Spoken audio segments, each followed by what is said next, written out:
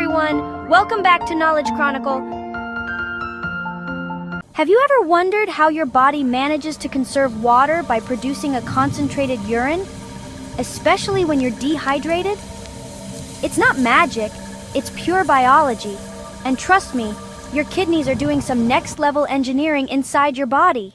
Today, we're diving deep into one of the most fascinating processes of the human body, the mechanism of concentration of the filtrate.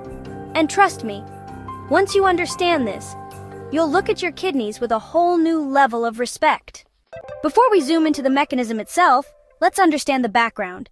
Every day, your kidneys filter about 180 liters of blood-derived fluid to remove waste and form urine. But here's the catch. Only 1.5 liters comes out as urine. That means most of the water and useful substances are reabsorbed. So the big question is, how does the kidney convert a dilute filtrate into a highly concentrated urine? The answer lies in a beautifully designed biological system involving Henle's loop and Vasa recta, working together in what's called a counter-current mechanism. Let's begin with Henle's loop. This is a U-shaped part of the nephron, which is the basic functional unit of the kidney. It has two limbs. Descending limb which goes downward into the medulla, ascending limb which comes back up toward the cortex. Now here's the twist. The descending limb is permeable to water, but not to salts. The ascending limb is permeable to salts, like nacol, but not to water. And because of this difference in permeability, something awesome happens.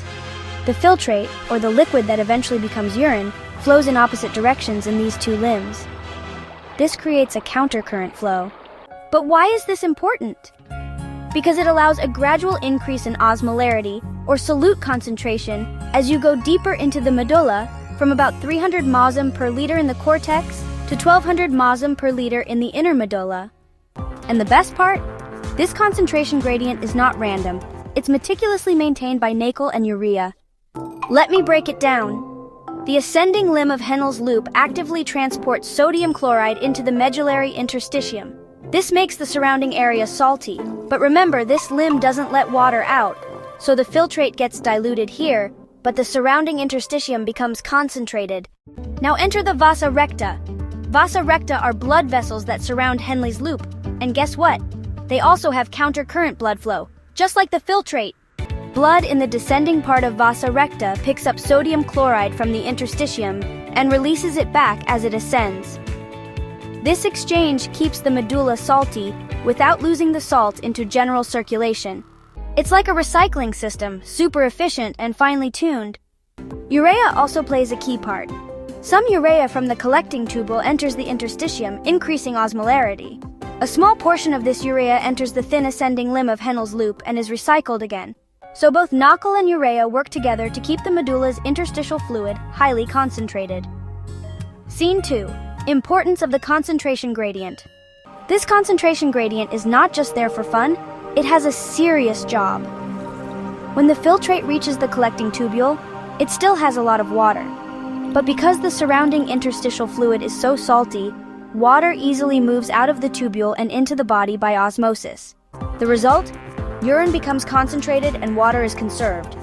Your body stays hydrated even when water is scarce. In fact, human kidneys can produce urine that's 4 times more concentrated than the original filtrate. Scene 2. Example of desert survival. Let's say you're lost in a desert without water.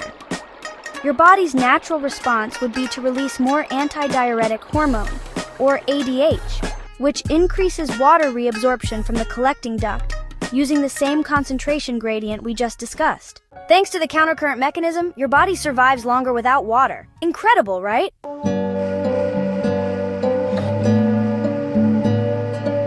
So to wrap it all up, the countercurrent mechanism involving Henle's loop, Vasa recta, sodium chloride, and urea allows our body to conserve water and produce concentrated urine. It's a brilliant system of exchange and recycling that keeps us alive and balanced every day. And now you know it's not just urine, it's a work of art by your kidneys. If you found this video helpful, interesting, or even a little mind-blowing, then your one like, share, and subscribe will help us create more valuable content. Thanks for watching Knowledge Chronicle. See you in the next one.